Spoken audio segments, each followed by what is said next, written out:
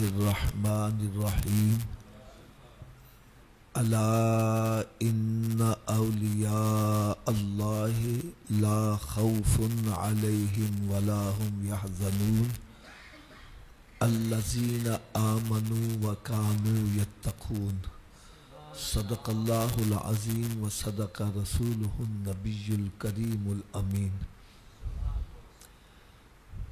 پیارے اسلام بھائیو، سب سے پہلے تو میں آپ تمام حضرات کو مبارکباد پیش کرتا ہوں کہ آپ نے غوث پاک رضی اللہ تعالی عنہ کی بارگاہ میں نذرانہ عقیدت پیش کرنے کے لیے محفل کا اہتمام کیا ہے۔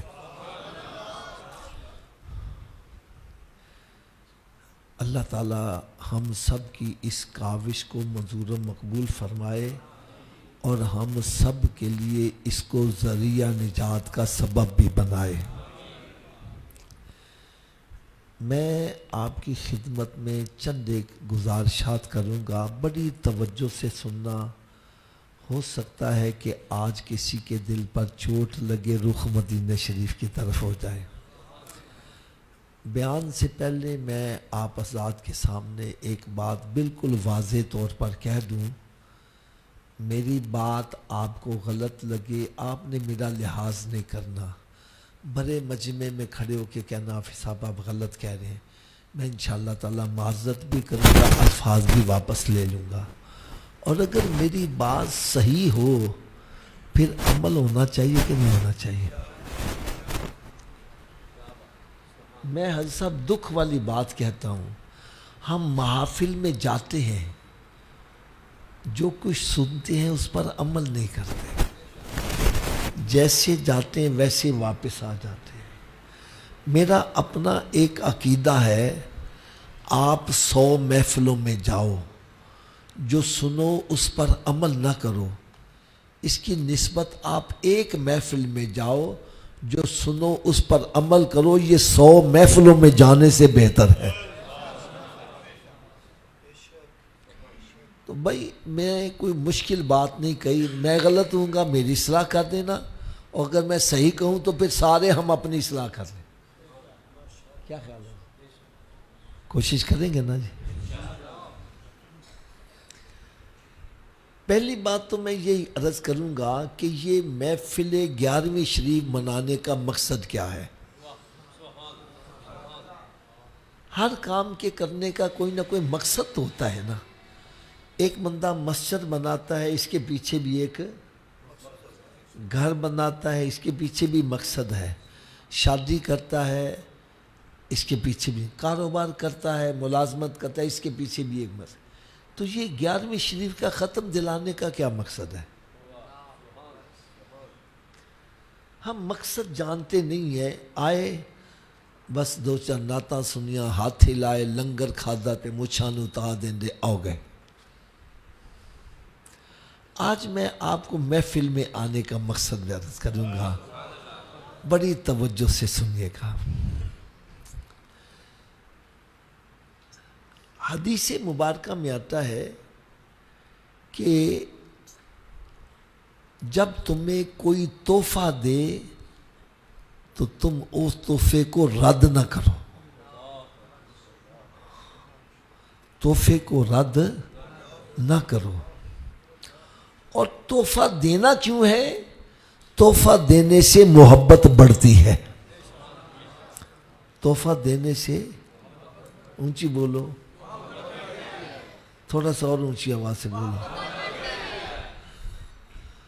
میں حضرت صاحب سے محبت بڑھانا چاہتا ہوں، میں ان کو کوئی خوشبو کا تحفہ دے دیتا ہوں، کوئی پین کا تحفہ دے دیتا ہوں، کوئی پینسل کا تحفہ دے دیتا ہوں، کوئی جائے نماز دے دیتا ہوں، کوئی تسبیح کا تحفہ دے دیتا ہوں، اس سے محبت بڑھے گی۔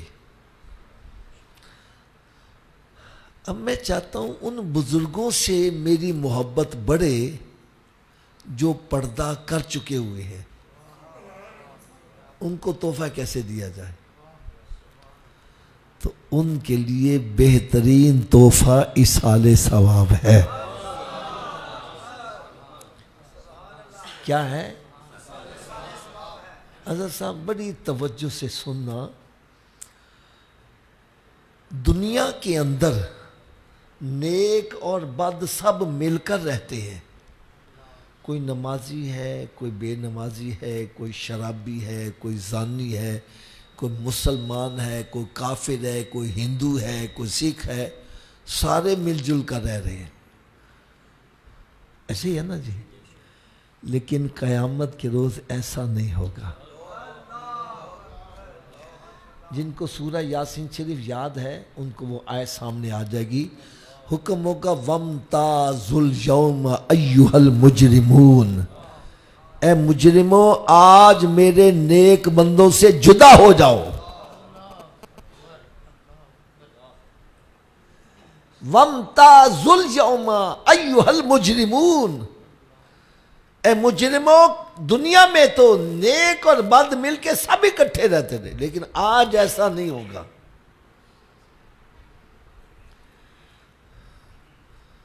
اب مجرم علیحدہ کیسے ہوں گے، مجرموں کا پتہ کیسے چلے گا؟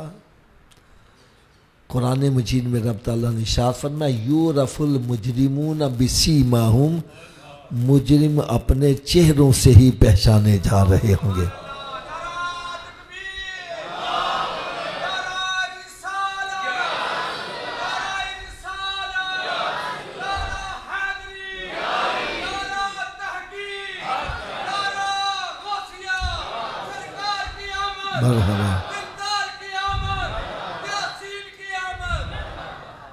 قرآن مجید فرقان حمید میں رب تعالیٰ نے ارشاد فرمایا یوم تبیض وجوہ وتسود وجوہ، قیامت کے دن کچھ چہرے 14ویں رات کے چاند کی طرح چمک رہے ہوں گے اور کچھ چہرے سیاہ پڑے ہوں گے.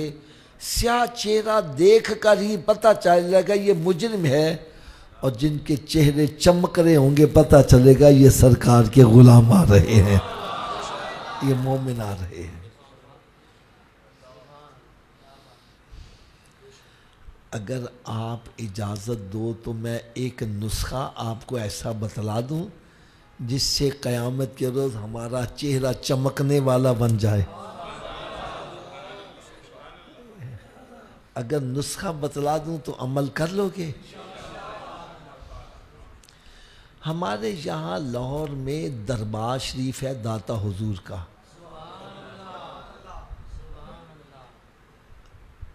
ابھی چند دن پہلے عرس ہوا تو رش بڑا تھا. جب رش ہوتا ہے تو ساتھی بچھڑ جائے تو تلاش کرنا. تھوڑا سا اونچی آواز سے بولو. میں آپ کو کیوں بلا رہا ہوں، اس وقت اصل میں نا ذرا نیند کا غلبہ ہوتا ہے، اور میں بھی ساری رات سفر میں ہی لگا رہا تو آپ کے پاس حاضر ہوا ہوں. تو میں چاہتا ہوں آپ میرے ساتھ ذرا دیں گے نا تو میں آپ کو کچھ عشق اور محبت کی باتیں بھی سنا دوں گا. داتا حضور کا جب عرس ہوتا ہے ساتھی بچھڑ جائے تلاش کرنا. اللہ تعالیٰ سب کو حج کی سعادت نصیب فرمائے. حج میں بندہ بچھڑ جائے کئی کئی دن بچھڑا ہی رہتا ہے. ایسا ہی ہے نا. صحابہ کرام علیہم رضوان کے ذہن میں ایک سوچ آئی، ایک فکر آئی.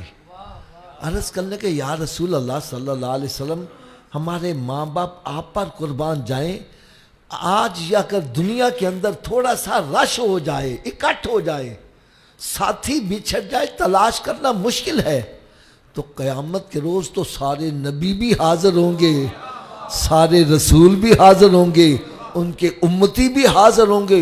اتنے بڑے رش میں آپ اپنے امتی کو کیسے پہچانیں گے؟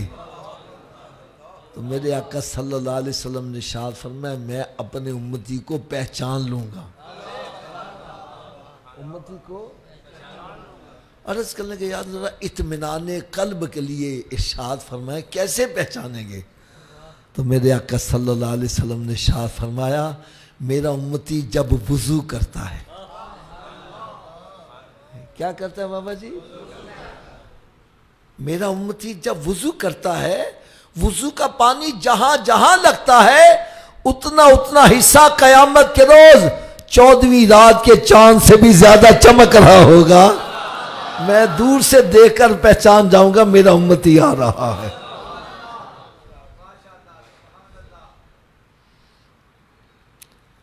اگر ناراض نہ ہو تو تھوڑی سی کڑوی سی بات کہہ دوں. سرکار صلی اللہ علیہ وسلم نے امتی کی پہچان وضو کا پانی بتلائی ہے. کیا بتلائی ہے؟ جو امتی وضو ہی نہیں کرتا نماز ہی نہیں پڑھتا.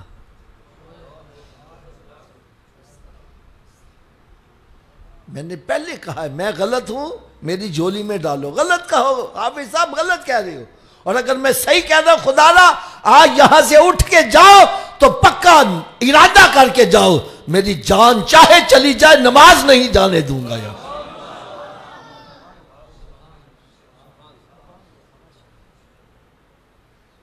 یا چہرے پر تھوڑا سا کالا داغ لگ جائے شرم کے مارے باہر نہیں نکلتا. لوگ کیا کہیں گے؟ اور اللہ نہ کرے اگر سارا چہرہ سیاہ پڑ گیا تو کہاں چھپاؤ گے قیامت؟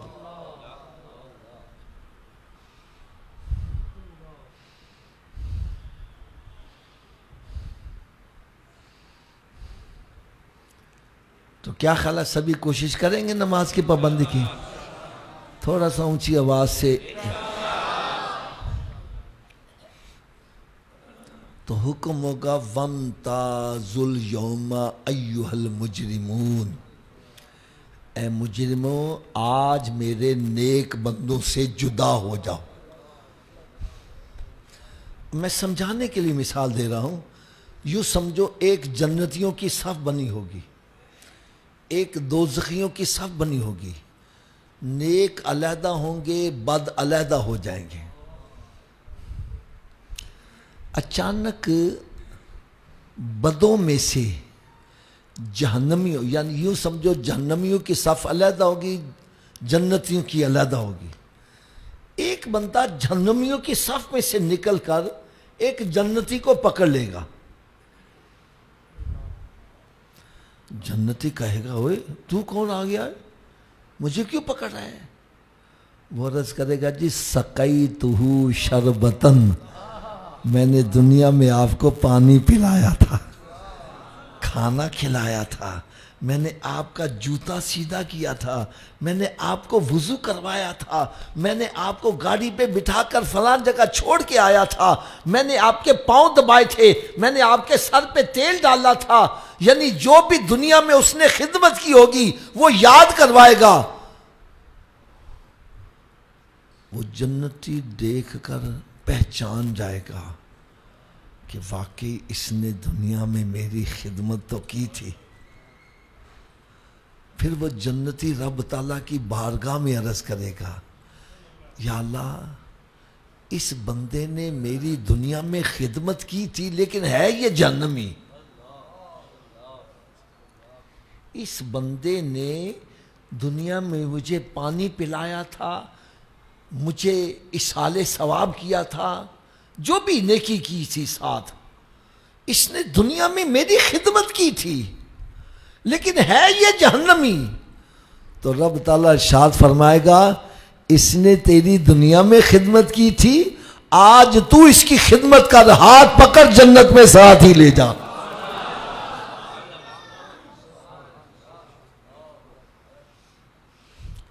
تو بھائی ہم بھی غوث پاک کا دامن پکڑ لیں گے. حضرت صاحب ہم نے آپ کی بارگاہ میں اصالِ ثواب کا تحفہ پیش کیا تھا تو لجپال پریت ان توڑ دے نہیں جدی باں پھڑ دے مڑ چھوڑ دے نہیں. تو انشاءاللہ تعالی ہمارا بیڑا پار ہو جائے گا. تو یہ 11ویں شریف یا ساتہ چہلم کل برسی 12ویں شریف چھمائی دا ختم سالانہ ختم 10ویں دا ختم جمعراتاں دا ختم یہ نام ہم نے رکھے ہیں. کیا میں نے کہا؟ ان سب کی اصل ہے اصالِ ثواب. ان سب کی اصل کیا ہے؟ کیا ہے اصل؟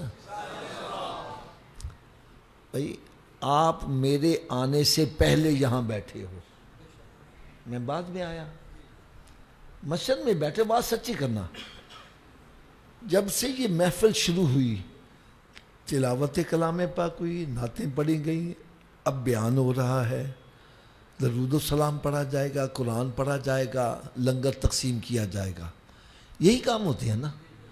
ان میں گناہ کا کام کون سا ہے؟ منشی بولو یار، کوئی ایک بھی بتلائے کہ یہ گناہ کا کام ہے؟ جب سارے نیکی کے کام ہیں، ہم کہتے ہیں یا اللہ یہ نیکیوں کا ثواب جو تو نے ہمیں دیا، ہم غوث پاک کی بارگاہ میں نذرانہ پیش کرتے ہیں۔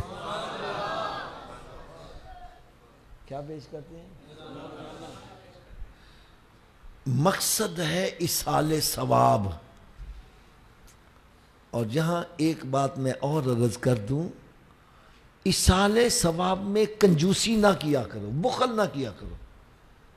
حاجی صاحب پتہ کیا ہوتا ہے، میں نے پڑھا ایک قرآن، اب ڈر رہا ہوں ابا جی نے بخش دیتا میرے پلے کی رہ جائے گا۔ یہ میں صحیح کہہ رہا ہوں۔ ہم چھوٹے چھوٹے نا، ہمارا ذہن ہی ایسا بنا، پترا تو روزہ رکھیا نا، کسی دی شے نہ روزہ نہ کھولی، کھولیا تیرا سارا ثواب ہوں، تیرے پلے ککھ نہیں رہے گا۔ اللہ تعالیٰ کے خزانوں میں کسی شے کی کمی، وہ افطار کروانے والے کو بھی پورا ثواب دے گا اور روزہ رکھنے والے کے ثواب میں کمی نہیں آنے دے گا۔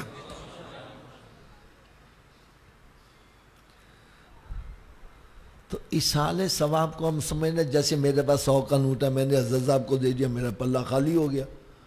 بھئی ایصال ثواب کو ایسا نہ سمجھو، بلکہ یوں سمجھو جیسے ایک حافظ قرآن ہے، اس کے سینے میں ایک قرآن ہے، وہ 100 بچے کو قرآن حفظ کرواتا ہے، ایک قرآن 100 بچے کے سینے میں منتقل ہو رہا ہے اور پڑھانے والے کے سینے سے ختم ہے۔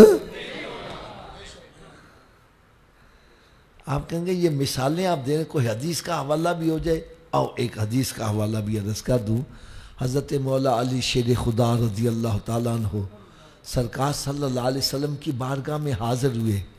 سرکار صلی اللہ علیہ وسلم نے پوچھا علی کہاں سے آئے ہو؟ عرض کرنے کے یا رسول اللہ میں قبرستان سے آیا ہوں۔ فرمایا وہاں تم نے کیا کیا؟ عرض کرنے کے یا رسول اللہ میں نے 4 مرتبہ سورہ فاتحہ الحمشی پڑھی، 11 مرتبہ سورہ اخلاص کل ہولاشی پڑھی، اور وہاں جتنے مسلمان دفن تھے سب کو ایصال ثواب کر دیا۔ اگر یہ عمل غلط ہوتا تو سرکار منع کر دے، علی آئندہ ایسا کام، جو مر گئے ہم سے جدا ہو گئے ہم ان کو کوئی فائدہ نہیں پہنچا سکتے۔ سرکار نے ایسا نہیں فرمایا، خدا کی قسم جو جواب دیا سنیو، اپنے عقیدے پہ رشک کرو، اللہ تعالیٰ نے ہمیں کتنا سچا سچا عقیدہ عطا فرمایا۔ فرمایا علی اللہ تعالیٰ نے تیرے پڑھے ہوئے قرآن کے ثواب کے ٹکڑے نہیں کیے۔ ٹکڑوں سے کیا مراد ہے؟ میرے پاس 100 کا نوٹ ہے، میں 10 بندوں میں تقسیم کرنا ہے، میں چینج لوں گا نا، 10 سب کو تقسیم کروں گا۔ حدیث پاک میں آتا ہے جس نے 3 مرتبہ سورہ اخلاص پڑھی، رب تعالیٰ اس کو پورا قرآن پڑھنے کا ثواب عطا فرمائے گا۔ انہوں نے 11 مرتبہ پڑھا، میں سمجھانے کے لیے عرض کرنا، یوں سمجھو جیسے ان کو ایک قرآن کا ثواب ملا، اور وہاں 1000 مسلمان دفن تھے۔ فرمایا علی اللہ تعالیٰ نے تیرے ایک قرآن کے ثواب کے 1000 ٹکڑے نہیں کیے کہ ایک ایک ٹکڑا سب کو دیا جائے، بلکہ رب تعالیٰ نے ہر ایک کے نامہ اعمال میں پورے قرآن کا ثواب درج کر دیا ہے۔ اور پڑھنے والے کو کیا ملا؟ فرمایا سب کے مجموعے کے برابر، یعنی 1000 قرآن کا ثواب رب تعالیٰ نے تجھے بھی عطا کر دیا۔ اس کو کہتے ہیں کر پلا تے ہو پلا، انت پلے دا پلا، کرو مہربانی تم اہل زمین پر، خدا مہرباں ہوگا عرش بری پر۔ اچھا آپ کا عشق اور محبت دے کے میرا جی چاہتا ہے آپ کو ایک واقعہ اور بڑا مزیدار سنا۔ آپ میں سے شاید کسی نے اس مزار شریف پر حاضر بھی، بہاؤالدین زکریا ملتانی رحمت اللہ تعالی علیہ، آپ ایک مرتبہ نا اپنے ایک مرید خاص کو بلایا، اوے تو ادھر آؤ ادھر آؤ۔ پیر صاحب کیا حکم ہے؟ فرمایا تو میرا مرید خاص ہے تو میں تجھے بتلانے لگا ہوں، تو کسی کو نہ بتلانا۔ حضرت صاحب حکم فرمائے. فرمایا کل فلاں وقت میرے اوپر اللہ تعالیٰ کی طرف سے ایک ایسی تجلی اترنے والی ہے جو بھی مجھے دیکھے گا جنتی ہو جائے گا, تو دیکھ لینا اور نہ کسی کو بتلانا. انہوں نے کہا پیر صاحب ٹھیک ہے. مرید باہر گیا گلے میں ڈھول ڈال کے پورے شہر میں منادی کرا دے, جن نے جنت سے جانا آؤ میرے پیر دا دیدار کر لو, جن نے جنت سے جانا آؤ میرے پیر دا دیدار کر لو. جب وہ وقت آیا تو سارا شہر امنڈ کے آ گیا, سب نے دیدار کر لیا. جب کیفیت ختم ہوئی آپ نے مرید کو بولا, اوے ادھر آ. جی حضرت صاحب کیا حکم ہے؟ اور تو نے یہ کیا کیا؟ میں نے تو جسے کہا تھا کسی کو نہ بتلانا, تو خود ہی دیکھنا, تو نے سارا شہر اکٹھا کر لیا. اب مرید کا جواب سنو. کہنے لگا پیر صاحب میں نے سوچا اگر میں اکیلا دیکھوں گا اکیلا جنت میں جاؤں گا, اور اگر پیر کی نافرمانی کر دی میں اکیلا دوزخ میں چلا جاؤں گا, سرکار کے اتنے امتی تو جنت میں چلے جائیں گے نا. میں نے سوچا اگر میرے اکیلے کے جہنم میں جانے سے سرکار صلی اللہ علیہ وسلم کے اتنے سارے امتیوں کا بھلا ہوتا ہے. میں نے کہا سودا قبول کر لیے. فرمایا تو نے اشار سے کام لیا, جا تجھے رب تعالیٰ جنت میں ان سب سے اونچا مقام عطا کرے گا. کرو مہربانی تم اہل زمین پر, خدا مہربان ہوگا عرش بری پر. تو 11ویں شریف کا پہلا مقصد تو یہ ہے اصحال ثواب. کیا مقصد ہے؟ اونچی بولو ذرا. اور دوسری بات کڑوی کہوں گا, ناراض تو نہیں ہوں گے. مجھے اپنے سنیوں سے دکھ بڑا ہے. کس بات پر؟ لنگر غوث پاک کا کھاتے ہیں اور پیر وہ پکڑتے ہیں جو نماز بھی نہیں پڑھتا.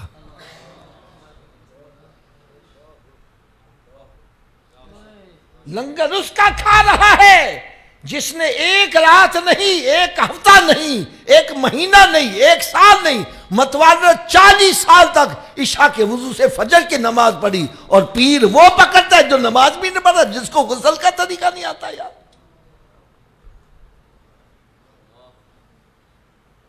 او خدا را, جس کا نمک کھا رہے ہو نمک حلالی تو کرو یار.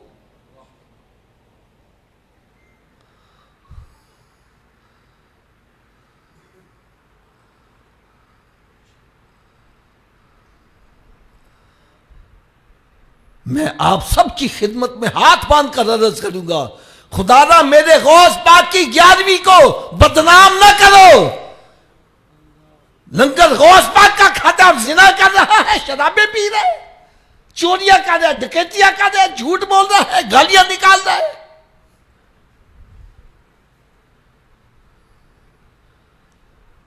ارے تجھے تو ہونا یہ چاہیے.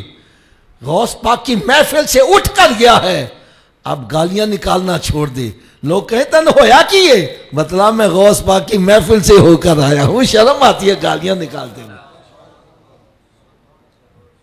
پہلے تو بے نمازی تھا, اب تیری تہجد قضا نہ ہو.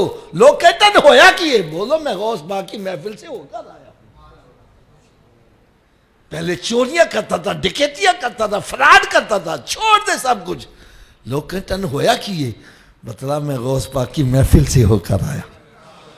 میرے غوث پاک کی محفل کو بدنام نہ کرو. ہماری زندگی میں انقلاب آنا چاہیے. غوث پاک کو ماننے والا, غوث پاک کا ملنگ, غوث پاک کا دیوانہ اور بے نمازی ہے.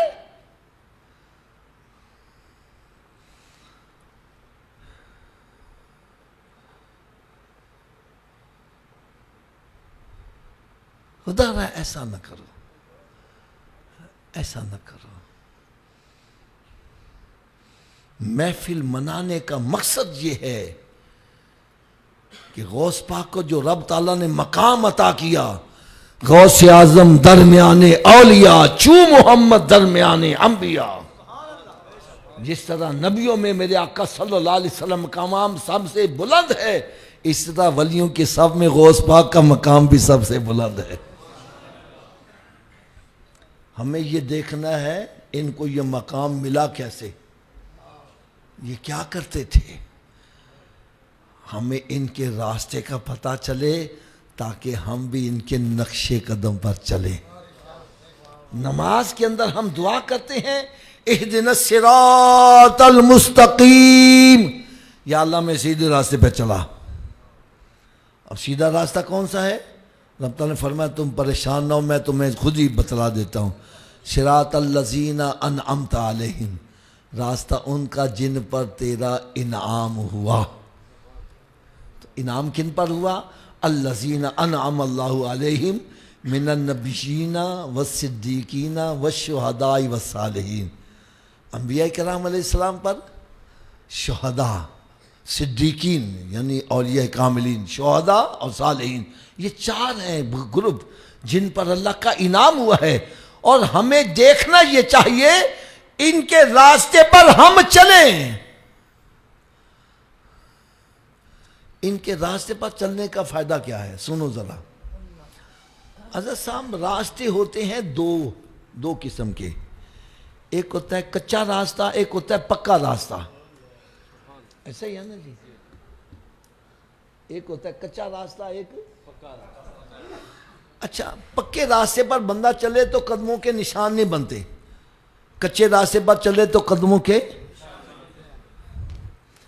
بس جب کوئی چل کے جائے تو اس کے قدموں کے جو نشان بنے ہیں ان نشانوں پر قدم رکھ کے چلنا، اس کو کہتے ہیں نقش قدم پر چلنا.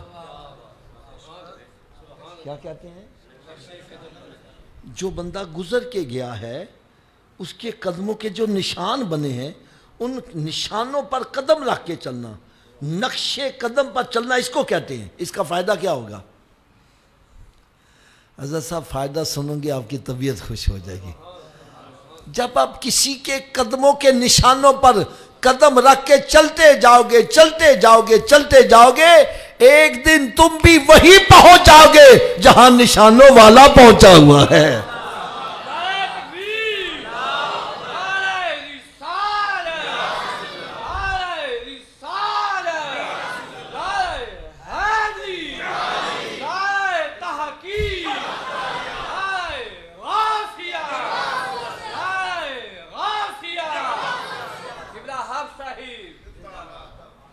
یار کبھی آپ نے اس بات پر غور ہی نہیں کیا؟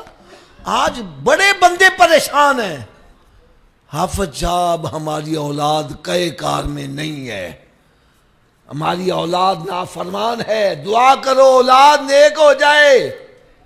اور حقیقی بات بھی یہی ہے. میں سمجھتا ہوں آج جس کی اولاد نیک ہے ماں باپ کے لیے دنیا ہی جنت ہے. اور اللہ نہ کرے جس کی اولاد بری سوسائٹی میں پڑ جائے، چوریاں، ڈکیتیاں، زنا، شراب میں پڑ جائے، پاؤڈر پینے لگ پڑے، ماں باپ کے لیے دنیا ہی دوزخ بن جاتی ہے. صحیح کہہ رہا ہوں غلط؟ ہائے ہائے ہائے ہائے. لوگ کہتے ہیں حافظ جی ہماری اولاد کے لیے دعا کرو، اولاد کہا نہیں مانتی. میں نے کہا کیا نہیں مانتی؟ اور جی ہم اولاد سے کہتے ہیں نماز پڑھو، نماز نہیں پڑھتے، روزہ رکھو، روزہ نہیں رکھتے. میں نے کہا یار مجھے ایک سوال کا جواب دو گے؟ کہنے لگے کیا؟ میں نے کہا ہماری اولاد بالغ ہے. کیا ہے؟ بالغ پر روزہ فرض ہے. رمضان شریف کے روزے کیا ہیں؟ ہماری اولاد بالغ ہے، اس پر روزہ فرض ہے. فرض روزہ ہونے کے باوجود بھی کہنے سے روزہ نہیں رکھ رہے. اور غوث پاک کسی نے کہا بھی نہیں، ماں کی گود میں ہی روزے رکھ رہے ہیں.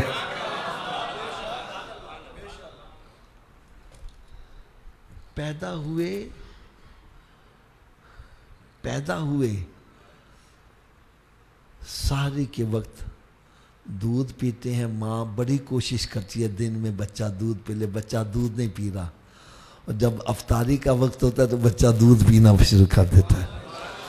یار آپ کی کرامت اتنی مشہور ہوئی کہ جب 29 تاریخ ہو جاتی ہے نا، 29 روزے گزر جائیں تو پھر چاند دیکھا جاتا ہے.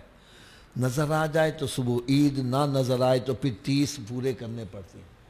ایسا ہی ہے نا جی مسئلہ.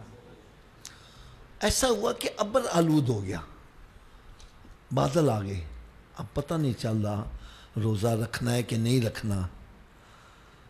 یار بغداد کے علماء کرام کا فیصلہ سنو. کہنے لگے جاؤ سیدوں کے گھر میں دیکھو بچے نے دودھ پیا ہے کہ نہیں پیا، اگر پیا ہے تو عید ہے، نہیں پیا تو روزہ ہے. ارے ان کو پتہ ہے ہم بالغ ہیں، ہم مفتی ہیں، ہمیں نظر نہیں آ رہا کہ چاند نکلا کہ نہیں، لیکن اللہ کے ولی کو ماں کے گود میں ہی پتہ ہے روزہ ہے کہ نہیں ہے.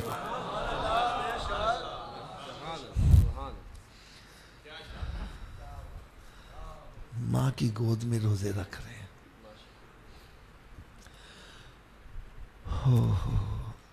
وجہ کیا ہے؟ ہماری اولاد بالغ ہے، کہنے کے باوجود روزہ نہیں رکھ رہے، اور ان پر روزہ فرض بھی نہیں، کیونکہ بچے پر روزہ فرض ہے، اور کسی نے کہا بھی نہیں، ماں کی گود میں روزہ رکھ رہے ہیں. وجہ کیا ہے؟ اصل میں سچی بات پوچھو تو یہ ان کے ماں باپ کی تقوی پرہیزگاری کا نتیجہ تھا جو بچہ پیدا ہوتے ہی روزے رکھ رہا ہے.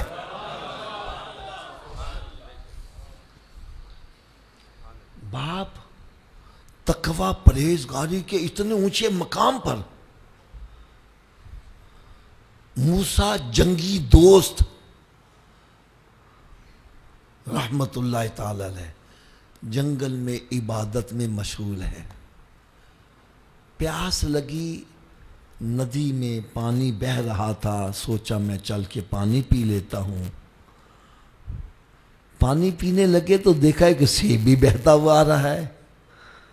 کئی دن ہو گئے کھایا کچھ نہیں تھا، سوچا چلو سیب اٹھا کے کھا لیتے ہیں. ابھی آدھا سیب کھایا، پریشان ہو گئے. مالک سے تو اجازت نے لی، بغیر پوچھے سیب کھا لیا، قیامت کے روز کیا جواب دو گے؟ حضرت صاحب یہ ان کا تقویٰ تھا. سادہ تقویٰ پتہ کی ہے؟ لبی چیز خدا دی،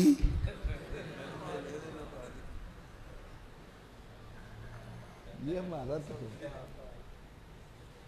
ہمارا تقویٰ ہے. پھر ہم کہتے ہیں حافظ صاحب نماز میں سرور نہیں آتا، مزہ نہیں آتا. میں نے کہا آؤ میں آپ کو بتلاؤں مزہ کیسے آتا ہے اور مزہ کیسے چلا جاتا ہے. حضرت جنید بغدادی رحمت اللہ تعالی علیہ نماز پڑھتے ہیں، بڑا سرور آ رہا ہے، بڑا مزہ آ رہا ہے. دعا کرو ہمیں نمازوں میں سرور آنے لگ پڑے.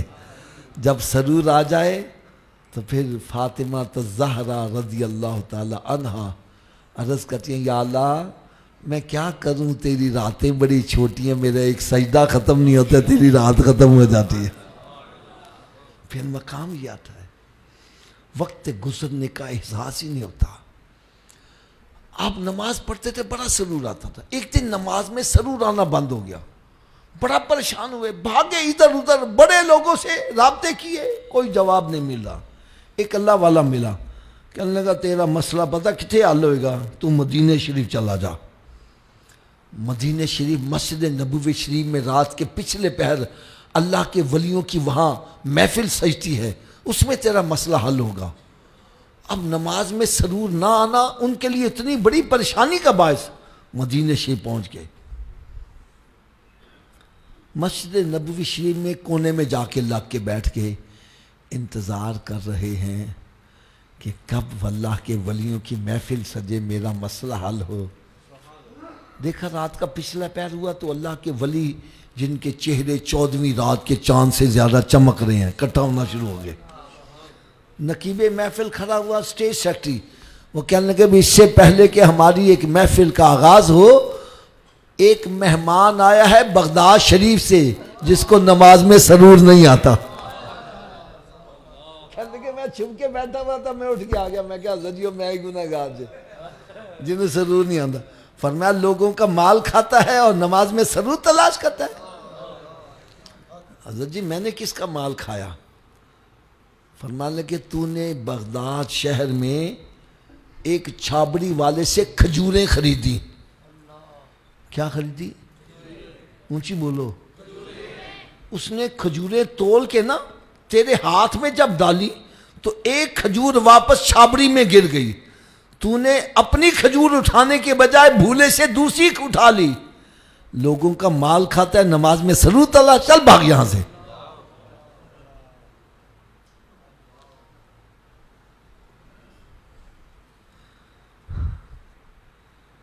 اور ہماری کیفیت پتہ کیا ہوتی ہے؟ چھابڑی پہ کھڑے ہو جاتے ہیں، ریڈی پہ. اے کی بات دے رہی ہیں؟ اور نہیں مہنگا کٹ کر، زیادہ پیسے نے کٹ کر. سودا کراتے کراتے آدھا پاؤ ویسے ہی کھا جاتا ہے. یار کس کی اجازت سے کھا رہا ہے؟ کس کا مال کھا رہا ہے؟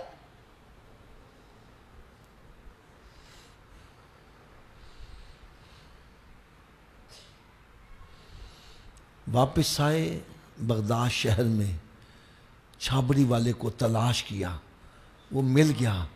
کہنے لگے بھائی تیری میں نے ایک کھجور بھولے سے کھا لیا، مجھے معاف کر دے. کہنا جاؤ جی معاف کیا. واپس آئے، نماز پڑھی تو سرور آنا شروع ہو گیا. یہ ان کا تقویٰ ہے. بہرحال آدھا سیب کھایا، پریشان ہو گئے، اپسیٹ ہو گئے. قیامت کے روز کیا جواب دوں گا؟ جدھر سے پانی آ رہا ہے ادھر سے چلنا شروع کر دیا. چلتے جا رہے ہیں، چلتے چلتے ایک ایسا باغ دیکھا جس کے سیب لگے ہوئے ہیں اور درختوں کا جھکاؤ جو ہے نا وہ ندی کے اوپر ہے. سوچا یہیں سے گرا ہوگا. اندر چلے گئے. باغ کا مالک بھی اللہ کا ولی موسیٰ سمعی، یہ اللہ کے ولی عبداللہ سمعی رحمت اللہ تعالی علیہ، انہوں نے جب پہلی نگاہ ڈالی تو ولی کو ولی پہچان لیتا ہے. بیٹا کدھر آئے ہو؟ کہنے لگے جی میں نے آپ کا آدھا سیب کھایا ہے تو اس کی بخشش کے لیے آیا ہوں. اور میں نے تمہیں معاف نہیں کرنا. حضرت جی آپ نے معاف کرو گے قیامت کے روز میں کیسے سزا سہوں گا؟ فرمایا پھر تمہیں میری شرائط ماننی پڑے گی، میرے باغ کی رکھوالی کرنی پڑے گی. اور جی میں تیار ہوں. رکھوالی کرتے رہے. اچھا سر جی سانو کوئی رکھوالی تو رکھے نا، اگلے دن آئے تھے باغ ہی غائب ہوئے. انہوں نے رکھوالی پتہ کیسے کی؟ ایک دن مالک آیا، کہنے لگے لاؤ بھائی مجھے سیب کھلاؤ. سیب توڑ کے لا کے رکھ دیے، کوئی پھیکا ہے کوئی میٹھا ہے. یار تمہیں اتنا عرصہ ہو گیا یہاں، تم پتہ نہیں پہچاننے لگی کہ میٹھا کون سا ہے پھیکا کون سا ہے؟ کہنے لگا حضرت صاحب ادھا سیب کھایا سی تو اتنی سزا، اور کھا لیتا تو کیا بنتا. یعنی رکھوالی کر رہے ہیں اور کھا بھی نہیں رہے. ہائے ہائے ہائے ہائے. جب پیریڈ پورا ہو گیا، ٹائم پورا ہو گیا، حضرت جی ان سے معافی ہو گئی؟ اور میں نہیں حالے ایک سزا اور دینی ہے تینوں. وہ کون سی سزا جی؟ فرمایا میری ایک بیٹی معذور ہے، نہ دیکھ سکتی ہے، نہ بول سکتی ہے، نہ سن سکتی ہے، ہاتھوں سے بھی معذور، پاؤں سے بھی معذور. اس سے شادی کرو گے پھر تیری معافی ہوگی. سوچنے لگے جس کے ہاتھ پاؤں سلامت نہیں ہے، نہ بول سکے، نہ سن سکے، نہ دیکھ سکے، وہ تو گوشت کا لوتھڑا ہی ہوگی. اس لوتھڑے کو اٹھا کے کہاں کہاں پھروں گا؟ پھر دل میں خیال آیا اگر دنیا کا بوجھ اٹھا لیا قیامت کے بوجھ سے تو بچ جاؤں گا نا. کہنے لگا ٹھیک ہے جی مجھے یہ بھی قبول ہے. شادی ہو گئی. کیا ہو گئی؟ کمرے میں داخل ہوئے تو ایک دم باہر آ گئے. آپ کے سسر بان بیٹا کیا بات ہو گئی؟ کہنے لگا جی وہ غلطی ہو گئی. آپ نے جو عورت کے بارے میں بتلایا تھا اندر تو وہ عورت ایسی نہیں ہے، وہ تو سالم الاذا ہے. میں غلطی سے کسی اور جگہ چلا گیا. کہنے لگا نہیں وہی تیری بیوی ہے. آپ نے کہا تھا وہ دیکھتی نہیں ہے، وہ سنتی نہیں ہے، وہ تو سالم الاذا ہے. فرمایا میں نے اندھی اس لیے کہا تھا کہ اس نے آج تک کسی غیر محرم کا شکل ہی نہیں دیکھی ہے. بہری اس لیے کہ آج تک کوئی غیبت چغلی نہیں سنی. گونگی اس لیے کہ آج تک کوئی غیر شرعی زبان سے بات نہیں نکالی. ہاتھ سے کوئی غیر شرعی کام نہیں کیا، اپنے گھر کی چوکھٹ سے باہر قدم نہیں نکالا.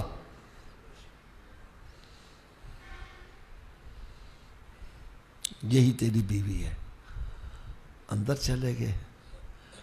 حضرت صاحب پہلی رات ہوتی ہے، دلہا دلہن کے جذبات کیسے ہوتے ہیں، لیکن ادھر دیکھو کیا ہو رہا ہے. شوہر کہتا ہے آج میرے دل میں ایک خواہش ہے. بیوی کہتی ہے جی کیا خواہش ہے؟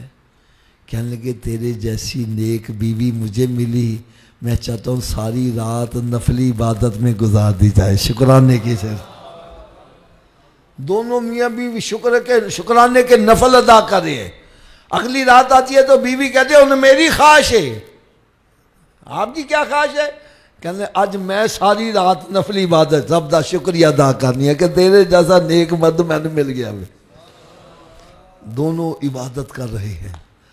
اب یار جو بیوی اتنے تقوی کی مالک ہو، شوہر اتنے تقوی کا مالک ہو، اب ان کے ملاپ سے غوث پاک نہ پیدا ہو تو پھر اور کون پیدا ہو گیا.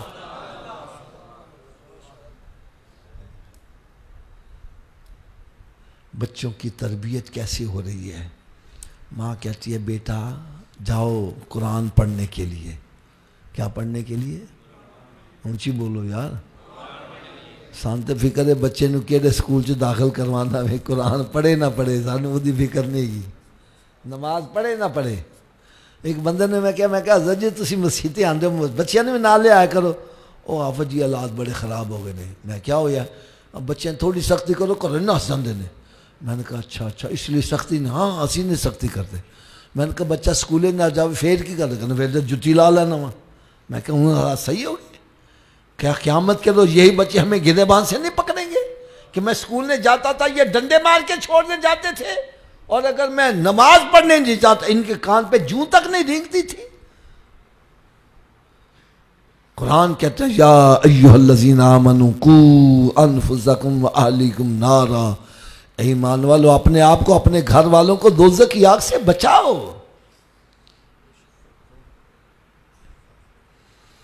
ماں کہتی ہے بیٹا جاؤ قرآن پڑھنے. کیا پڑھنے؟ اونچی بولو یار ذرا. بچہ چلا گیا ہے. مولوی صاحب کہنے بیٹا پڑھو بسم اللہ الرحمن الرحیم. کہنے تے یاد ہے مینوں. بیٹا پڑھو الحمدللہ رب العالمین. کہنے اے بھی آندا وے. مولوی صاحب نے سوچا شاید گھر والوں نے کوئی تھوڑا یاد کروا. چلو بیٹا پڑھو الف لام میم ذالک الکتاب لا ریب فیہ. کہتا یہ بھی یاد ہے. اچھا چلو پہلا پڑھ کے آیا ہو. بیٹا پڑھو سیقول السفہاء من الناس ما ولاھم. دوسرا پارا. کہنے کا یہ بھی یاد ہے. تلک الرسل فضلنا بعضهم علی بعض. کہتا ہے یہ بھی یاد ہے. لن تنالوا البر حتی تنفقوا مما تحبون. چوتھا کہتا ہے یہ بھی یاد ہے. مولوی صاحب حیران ہے چھوٹا سا بچہ بات کیا کر رہے. پوچھا بیٹا تجھے کتنا یاد ہے؟ کہنے لگا جی 18 پارے مجھے زبانی یاد ہیں. 18 پارے اونچی بولو. ہائے ہائے ہائے ہائے. بیٹا تو نے 18 پارے کہاں سے یاد کیے؟ کہنے لگے میری ماں 18 پاروں کی حافظہ ہے. جب دودھ پلاتی تھی قرآن پڑھتی رہتی تھی. میں نے ماں کی گود سے ہی 18 پارے یاد کر لیے. حضرت جی ناراض تو نہیں ہو گے؟ آج دی ماں دودھ پیا رہی ہے تے گانے گا رہی ہے. بچہ بھی 18 گانوں کا حافظ نکلتا ہے. پہلے خود ناچتا ہے پھر گھر والوں کو انگلی پہ نچاتا ہے. پھر آ جاندے نے مولوی صاحب کو تویز ہے گا جیتے دے دیو. بچے تنگ بڑا کر دینے. میں نے کہا مولوی کا تویز وہاں کیا کرے گا؟ میرے آقا صلی اللہ علیہ وسلم نے ارشاد فرمایا بچہ گیلی چھڑی کی مانند ہے، اس کو جدھر موڑنا چاہو گے مڑ جائے گا. میں نے کہا جب موڑنے کی باری ہے تو نے ناچ گانے کی طرف نوش بوچ لیا. اب چھڑی سوکھ گئی ہے سیدھی کیسے ہو جائے؟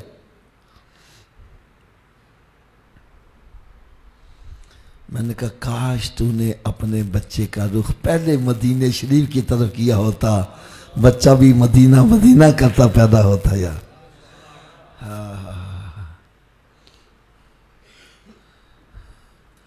اب پیارے اسلام بھائیو ٹائم کافی ہو گیا ہے. میں آپ کو غوث پاک کی ایک کرامت سنا دوں. ہضم ہو جائے گی؟ نہیں، آواز کم آئی ہے، تھوڑا سا اور اونچی آواز سے بولو۔ میں آپ سے انشاءاللہ کیوں کہلاتا ہوں؟ میں کہتا ہوں یہ جاگتے جاگتے یہ کرامت غوث پاک کی سن لو یار، سن لو گے؟ تھوڑا سا اونچی آواز سے انشاءاللہ کہہ دو۔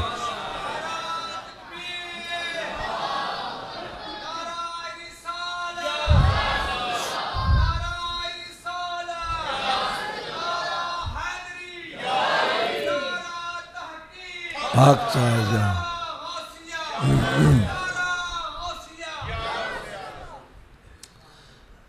شہنشاہ بغداد حضور سیدنا غوث اعظم رضی اللہ تعالیٰ عنہ اپنے مدرسے میں جلوہ افروز ہیں، مدرسے میں بیٹھے ہوئے ہیں، تو یوں سمجھے مدرسے کی دیواریں چھوٹی چھوٹی تھیں، ایک خنزیر اس نے چھلانگ لگائی، دیوار کو عبور کر کے اندر آ گیا، اور غوث پاک کی بارگاہ میں عرض کرنے لگا جی آپ پیران پیر ہیں، روشن ضمیر ہیں، ولیوں کے سردار ہیں، اور مستجاب الدعوات بھی ہیں۔ مستجاب الدعوات کا کیا مطلب ہے؟ جو دعا مانگتے ہیں قبول بھی ہو جاتی ہے۔ میں آپ کی بارگاہ میں ایک التجا لے کے آیا ہوں، فرمایا مانگو، کیا مانگتے ہو؟ کہنے لگا جی میرے حق میں دعا کرو میں خنزیر سے انسان بن جاؤں۔ کیا بن جاؤں؟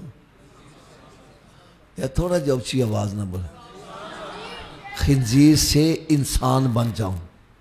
میرے غوث پاک نے مراقبہ کیا، سر کو جھکا لیا، آنکھیں بند کر لی، پھر مراقبہ کرنے کے بعد سر اٹھایا، فرمایا ٹھیک ہے میں تیرے حق میں دعا کرتا ہوں، تو خنزیر سے انسان بن جائے گا، لیکن ایک شرط ہے، اگر تجھے قبول ہے تو میں تیرے حق میں دعا کر دیتا ہوں۔ کہنے لگا وہ شرط کیا ہے؟ فرمایا تو انسان تو بن جائے گا لیکن رہے گا بے نمازی، رہے گا، اونچی بولو ذرا، نہیں ایسے نہیں، تھوڑا سا اونچی آواز سے بولو۔ فرمایا تو انسان تو بن جائے گا لیکن رہے گا بے نمازی، اگر تجھے یہ شرط قبول ہے تو میں تیرے حق میں دعا کر دیتا ہوں، بتلا کیا چاہتا ہے؟ فرماتا ہے خنزیر چیخے مارتا ہوا بھاگ گیا، کہنے لگا میں خنزیر رہنا پسند کروں گا، بے نمازی رہنا پسند نہیں کروں گا۔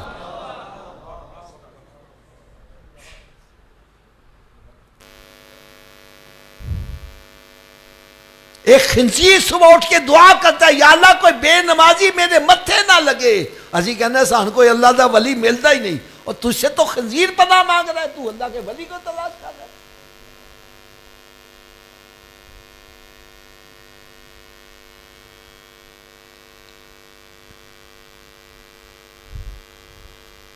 چلو حضرت جی آپ میری بات کا جواب دیجئے گا، مجھے امید ہے آپ مسجد میں بیٹھے بات سچی کرو گے۔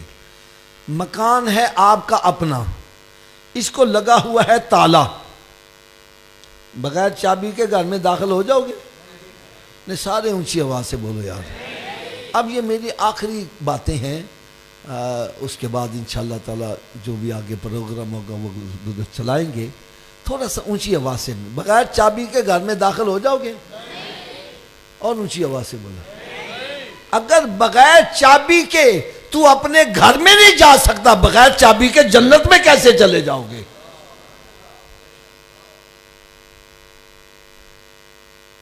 آپ کہیں گے جی جنت کی چابی کیا ہے؟ میں کہوں گا بھائی مجھ سے نہ پوچھو، جس نبی کا میلاد مناتے انہی سے پوچھ لو جنت کی چابی کیا ہے۔ میرے آقا صلی اللہ علیہ وسلم نے ارشاد فرمایا الصلاۃ مفتاح الجنہ، نماز جنت کی چابی ہے۔